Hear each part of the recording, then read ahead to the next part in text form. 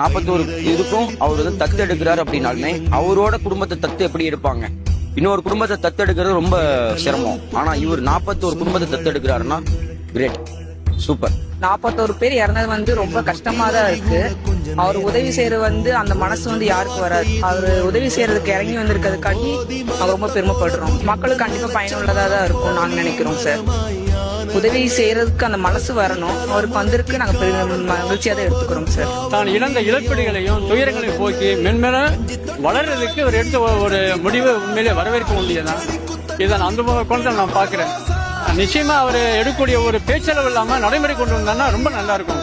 இழப்பு இந்த 41 வயது இந்த இழப்பை வந்து தன்னுடைய இழப்பை வந்து அவருடைய மனநிலை கருதுறாரு, ஏற்பட்ட இழப்பு கருதுறாரு. அவரோட அறிவிப்பு பரவாயில்லதான். 41 குடும்பத்துக்கு அவர் வந்து நல்லது பண்ணணும்னு நினைக்கிறாரு.